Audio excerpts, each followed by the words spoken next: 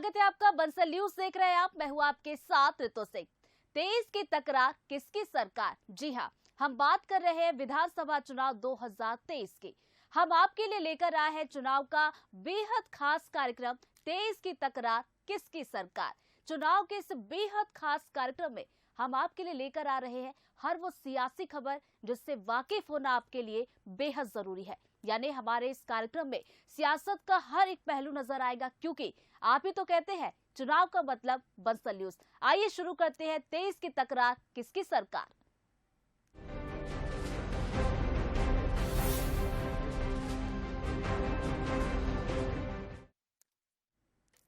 और सबसे पहले बात इलेक्शन टुडे की, जिसमें हम आपको उस खबर से रूबरू कराते हैं जो सियासी गलियारों में चर्चा में रही और चुनावों में भी ये असर जरूर डालेगी।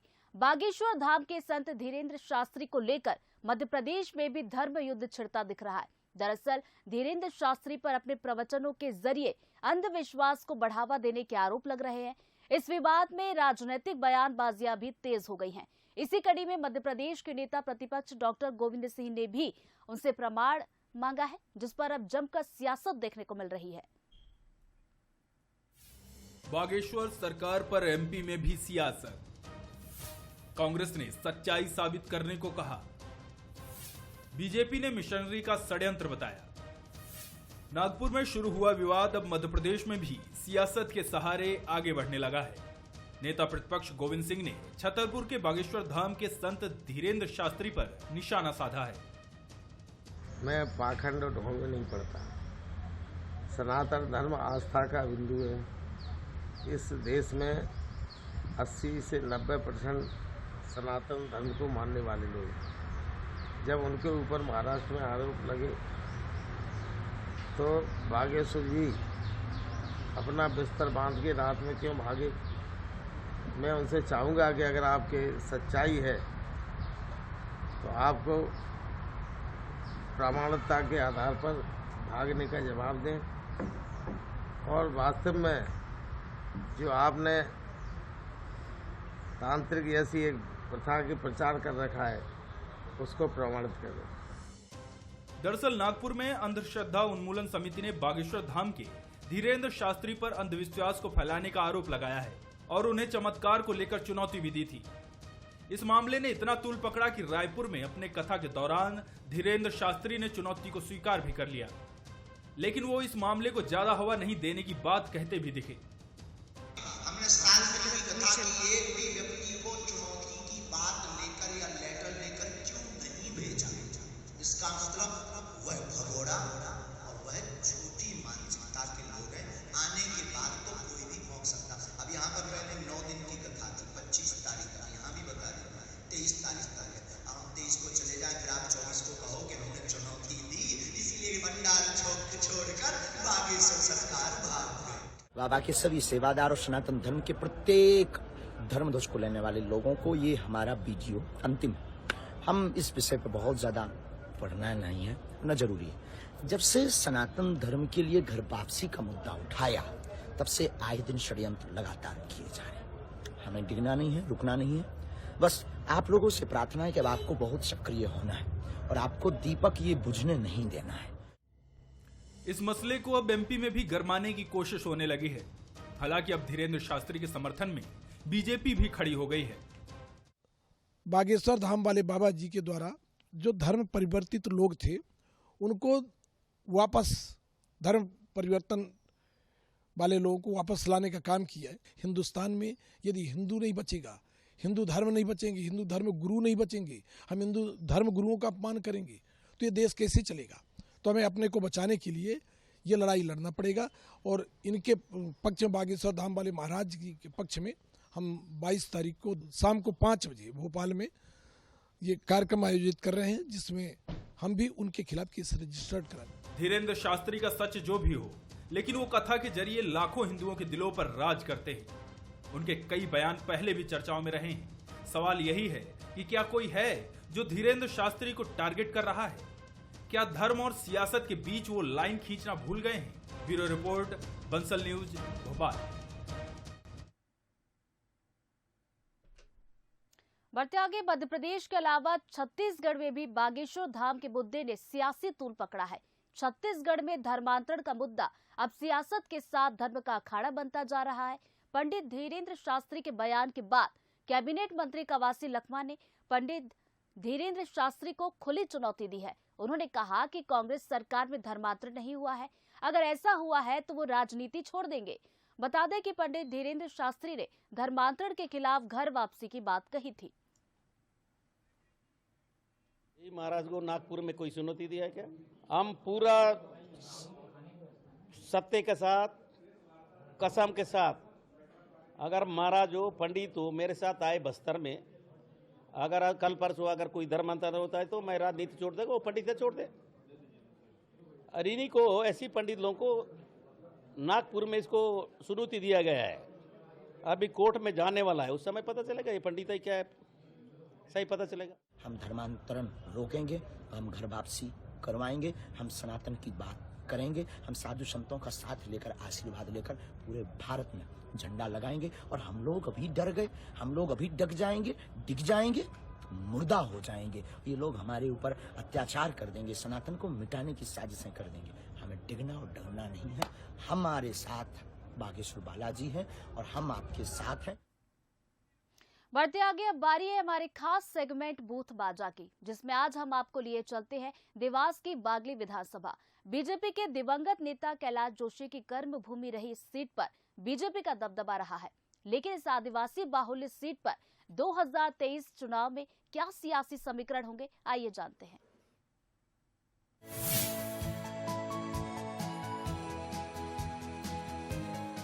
आज हम बागली विधानसभा के सियासी मिजाज को समझेंगे।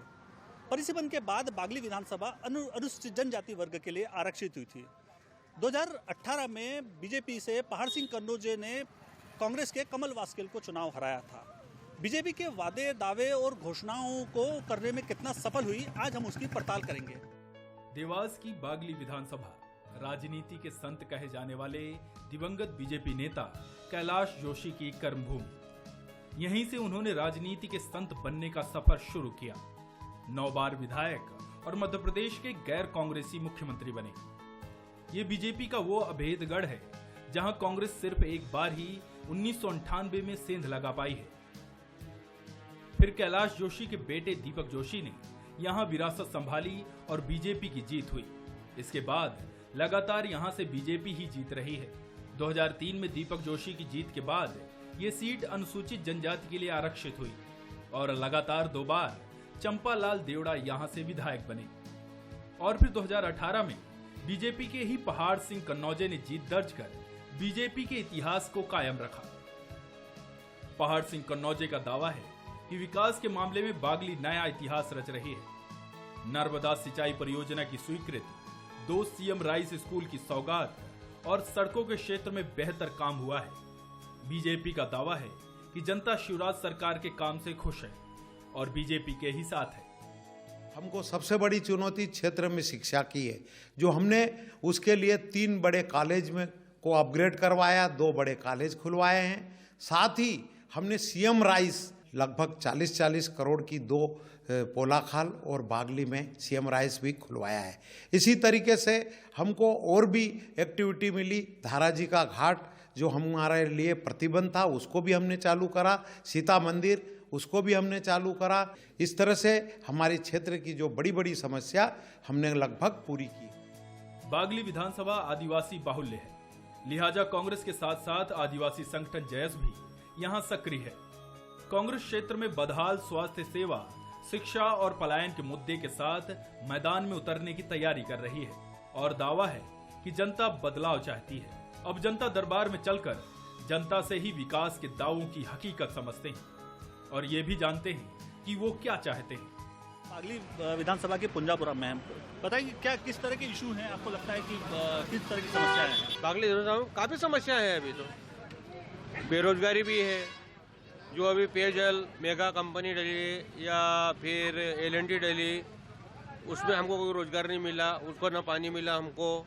महंगाई इधर बढ़ रही है। अभी गेहूँ चावल हमको एक महीने का मिलता था हमको 60 किलो, 30 किलो चावल 30 किलो गेहूँ, वो घटा के 12 किलो गेहूँ कर दिया और 18 किलो चावल कर दिया। तो पैसा निकल गया पर आवास बन नहीं पाए हैं, रोड की स्थिति भी खराब है, गांव में कोई रोजगार की सुविधा नहीं है, ना स्ट्रीट लाइट वगैरह कुछ भी नहीं है, बिजली बिल बहुत होता है ना सर, यहाँ पर कोई काम ही नहीं है ना, रोजगार ही नहीं, मजदूर रोज सुबह जाते हैं बाहर मजदूरी करने।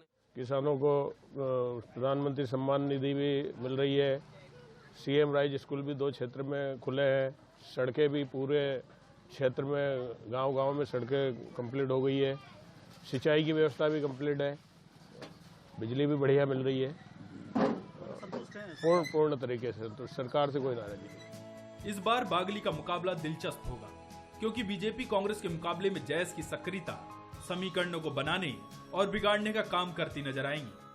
तकरार में आज हम बागली विधानसभा के सियासी मिजाज को समझेंगे। परिसीमन के बाद बागली विधानसभा अनुसूचित जनजाति वर्ग के लिए आरक्षित हुई थी। 2018 में बीजेपी से पहाड़ सिंह कन्नौजे ने कांग्रेस के कमल वास्केल को चुनाव हराया था। बीजेपी के वादे, दावे और घोषणाओं को करने में कितना सफल हुई, आज हम उसकी पड़ताल करेंगे। कैमरामैन लखन के साथ गगन शिवरे, बागली।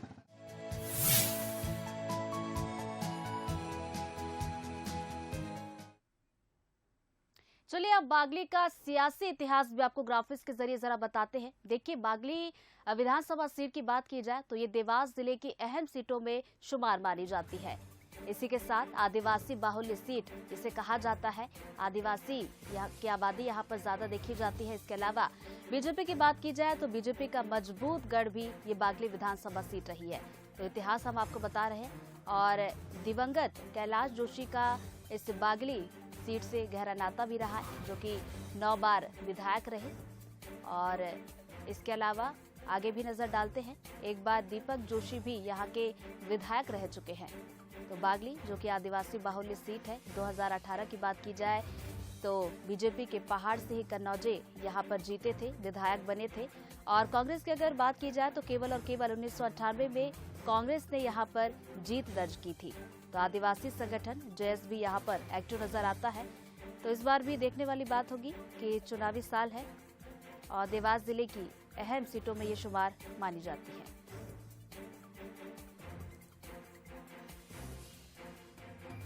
बढ़ते हैं आगे। अब बारी है हमारे खास सेगमेंट बोले तो नेताजी की। बोले तो नेताजी में हम मिलवा रहे हैं आपके जनप्रतिनिधियों से और जान रहे हैं कि 2023 को लेकर उनकी क्या तैयारी है, वो क्या मुद्दा है जो उनकी पार्टी को चुनाव में सफलता दिला सकता है। बोले तो नेताजी में मिलिए बीजेपी के नेता और उज्जैन सांसद अनिल फिरोजिया से। सबसे पहले तो बंसल न्यूज़ की खास पेशकश में आपका बहुत बहुत स्वागत है। क्या विजन रहेगा 2023 में जो घमासान चुनाव होना है? भारतीय जनता पार्टी का जो विजन रहा है वो हमेशा विकास विकास और विकास ही रहा है। हमने विकास के मुद्दों पे ही चुनाव लड़े हैं और जीते हैं। और जनता को भी आज भारतीय जनता पार्टी पे अगर विश्वास है कि कोई विकास कर सकता है देश का, प्रदेश का, तो वो है भारतीय जनता पार्टी। तो हमारा विज़न तो बिल्कुल साफ है। पिछली बार भी चुनाव में जो मैंने कमिटमेंट करा था, जो हमारा घोषणा पत्र था, उसका हमने अक्षरशः पालन करा है, उससे ज़्यादा ही करा है। जो 23 में चुनाव आना है उसको लेकर आपका सबसे पहला प्रमुखता कारण क्या होगा कि अगर आपके ऊपर पार्टी विश्वास जताती है तो मैं ये कार्य करके और जिनके जनता के साथ संसदीय क्षेत्र की जनता का दिल जीतूंगा? आगामी 25 साल का मेरा विज़न है कि जैसे बॉम्बे सेंटर को अगर हम रेडियस मान के चारों तरफ घूमें तो महालक्ष्मी, दादर, कांदीवली, बोरीवली, ये चारों तरफ तो ये 200, 300, 250, 300 किलोमीटर का रेडियस है।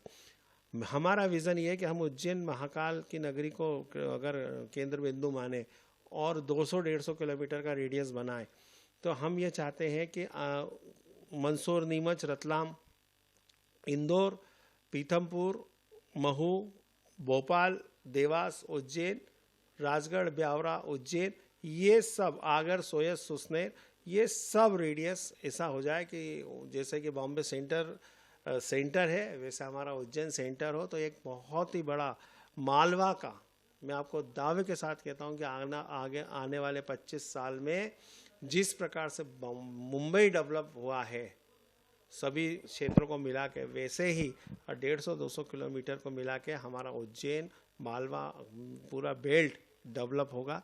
ये हमारा विजन है। मालवा की बात करें, मालवा में पिछला चुनाव जो बीजेपी की तरफ से और कांग्रेस की तरफ से जो चुनौती थी, उसमें आपकी संसदीय क्षेत्र में बात करें तो 5 जो संसदीय क्षेत्र की जो विधानसभा है वो कहीं ना कहीं बीजेपी की झोले से चली गई थी। उसको वापस स्थापित करने के लिए, वापस प्रयास करने के लिए किस प्रकार आपके पास विजन है? वो जो विश्वास भारतीय जनता पार्टी ने अर्जित करा है ग्रामीण परिवेश में और जनता के बीच में, और माननीय प्रधानमंत्री जी ने, वो वास्तव में बहुत अटूट बंधन जैसा है।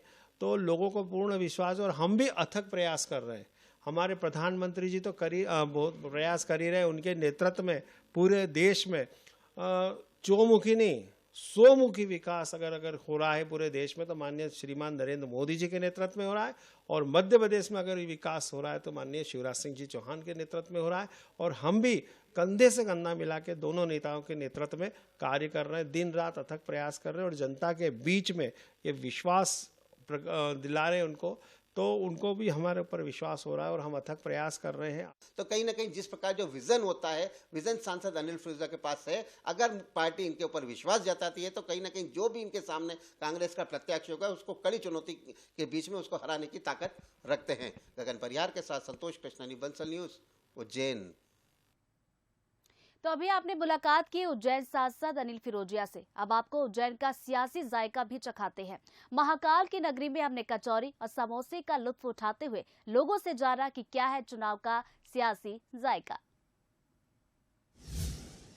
बंसल न्यूज की खास पेशकश में आज हम निकले चुनावी जायके के रूप में, और चुनावी जायके के बीच आज हमको गर्मा गर्म कचौरियां तलते हुए नजर आ रही हैं। साथ ही समोसे का भी लाजवाब टेस्ट रहता है। आप देख सकते हैं दिन भर ये कचौरी और समोसे बनाते हैं। मसाला इनके अलग प्रकार का रहता है कि मसाले का जो टेस्ट आता है उसके अनुरूप ही स्वाद निकलता है, जिसको कहते हैं जायका स्वाद का। हम बात करते हैं यहाँ के जो बनाने वाले हैं उनसे भी बात करते हैं और दुकान के मालिक से भी बात करते हैं।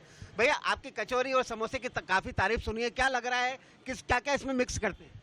इसमें सारी तरह के मसाले मिक्स करके बनाए जाते हैं। लाल मिर्च कम से कम उपयोग की जाती है और क्वालिटी का शुद्ध ध्यान रखा जाता है। उसमें मूंगफली तेल के अलावा कोई तेल यूज़ नहीं होता हमारे यहाँ किसी प्रकार का। इमली आती नहीं है और किसी प्रकार का अभक्ष्य पदार्थ इसमें हम नहीं मिलाते हैं। अब बात करें, इस बार चुनावी संग्राम होना है, क्या लग रहा है चुनाव में किस तरह का स्वाद जाएगा? चुनाव का ऐसा है, जो भी अगर नगर के लिए काम करता है और अच्छा काम करता है उसको निश्चित रूप से विजय प्राप्त होती है, ऐसा मेरा सोचना है। भैया, आपने भी कचौरी समोसा का स्वाद लिया है, क्या कहेंगे इसकी दुकान के बारे में और आने वाला वर्ष जो चुनाव का है? यहाँ का बहुत बढ़िया स्वाद है और यहाँ की उज्जैन की सुप्रसिद्ध फेमस जैन कचौरी वाले की जो दुकान है वो फ्रीगंज में स्थित है। और आने वाले चुनाव में युवाओं का और किसानों का भारतीय जनता पार्टी को मत इसलिए रहेगा क्योंकि किसान कल्याणी जो सरकार है, माननीय मुख्यमंत्री शिवराज सिंह जी चौहान की जो जन कल्याणी योजना है, उसके लिए उनके और जनता का वोटर जो है वो प्रेरित रहेगा। आप क्या कहेंगे भैया, आपने भी स्वाद लिया है, स्वाद के बीच में चुनावी स्वाद किसकी तरफ रहेगा? बीजेपी की तरफ। क्यों लगता है बीजेपी? कार्य करती है बीजेपी बढ़िया से, इसीलिए बीजेपी लगती है। आपका क्या मत है, इस बार जो चुनाव होना है उसमें क्या लग रहा है, बीजेपी अच्छा काम करेगी या कांग्रेस? बीजेपी अच्छा करती है, हर बार करती आ रही है, बीजेपी करेगी अच्छा काम। तो क्यों कर रही है, क्यों लगता है ऐसा कि बीजेपी ने अच्छा काम किया? बीजेपी काम करे, देश विदेश में भी भारत देश का नाम हो रहा है धीरे धीरे। G20 आप जानते हैं कि वो भी भारत में हो रहा है, तो बीजेपी के ही तरफ हम तो। भैया, आपने भी यहाँ के कचौरी और समोसा का स्वाद लिया है, आने वाला साल चुनाव का है, क्या लग रहा है किसकी ओर करवट जाएगी? ये तो चुनाव के ऊपर है, जो भी अच्छा उम्मीदवार है वो जीतेगा। फिर भी पार्टी की तरफ से बात करें, क्योंकि लंबे समय से बीजेपी की लहर है यहाँ तो उज्जैन में, तो बीजेपी लगता है बीजेपी कितना काम किया भी? अच्छा काम कर रही है बीजेपी। अलग अलग तरीके से जो लोगों का रुझान है वो समोसे कचौरी की टेस्ट के साथ उन्होंने रुझान बताया है कि आने वाला जो समय है और भी अगर अच्छे से अच्छा कार्य होगा तो बीजेपी एक बार पुनः आ सकती है। लेकिन मिली जुली प्रतिक्रिया मिली है और भी हम जानने की कोशिश करेंगे। अभी तक की इस खास पेशकश में यहीं तक समाप्त होती है। गगन परिहार के साथ संतोष कृष्णानी, बंसल न्यूज, उज्जैन। चले बढ़ते आगे, अब बारी है जन का मन टटोलने की। सिगरौली की देवसर विधानसभा में हमने लोगों से जाना कि क्षेत्र के विकास को लेकर उनकी क्या राय है और 2023 में कैसा जनप्रतिनिधि वो चाहते हैं। युवा प्रत्याशी जितने लड़का पढ़े लिखे हैं आज तक कोई रोजगारी नहीं। रिलायंस आया, हिंडाल्को आई, NTPC, NCL सभी पढ़ लिख के लड़के पूरा बर्बाद हो गए। इतने कंपनियां आई, आज तक कोई सक्सेस नहीं हो पैसा। जमीनी हकीकत ये है कि अभी विगत वर्षों में जो है कोई विकास के नाम पर कुछ हुआ नहीं है। हमको तो लग ही नहीं रहा है देवसर विधानसभा में कोई विधायक है भाजपा का और बदलाव की स्थिति है। देवसर विधानसभा में जैसे कि अभी कंपनियां अधिग्रहण की तो उसको जो है कि जो विस्थापन नीति है उस नीति के मुताबिक उनको जो है कि उसका लाभ मिलना चाहिए, लेकिन लाभ मिल नहीं रहा। जमीन चली गई, मकान चला गया, उनको जो है गैर आवासीय घोषित कर दिया गया और जो पहुंच पकड़ वाले व्यक्ति हैं उनका जो है कि बगैर जमीन का भी जो है उनको बहुत सारा मुआवजा दिया जा रहा है, लेकिन जो विस्थापित हैं उनके साथ में अन्याय हो रहा है। जमीनी स्तर से देखा जाए तो किसी तरह कोई विकास नहीं हुआ है कहीं पे भी। क्या जैसे बल्कि वैसे भी पब्लिक में प्रताड़ित हो रही है, परेशान हो रही है। किसी का समय से न जो है कि पेंशन आ रहा है, न किसी के रोड नाली की सफाई की जा रही है, न कोई एक जो है तालाब या की रोड पास हो रहा है। बेरोजगारी इतना तेज बढ़ गई है, अगर 2 रुपए वो लोग पाते उनका भी जीवन यापन चलता, लेकिन आज सब मशीन से काम चल रहा है। 2023 में निश्चित रूप से बदलाव होगा क्योंकि भाजपा और कांग्रेस के नीतियों से, इनके छलावों से जनता थक चुकी है। अब वो एक तीसरे विकल्प की ओर जो है तलाश में है। तो मैं पूछता हूँ स्वीकृत सेंसन कागज में होने से क्या होता है, उसको आप जमीन पर बनाइए तब तो मान लें कि हम भाई स्वीकृत हो गया, सेंसन हो गया। क्यों नहीं? बिल्कुल जीरो विकास है। इसी के साथ हमारे इस खास कार्यक्रम 23 की तकरार किसकी सरकार में फिलहाल इतना ही। खबरों की लगातार अपडेट्स के लिए आप बने रहिए बंसल न्यूज के साथ। नमस्कार।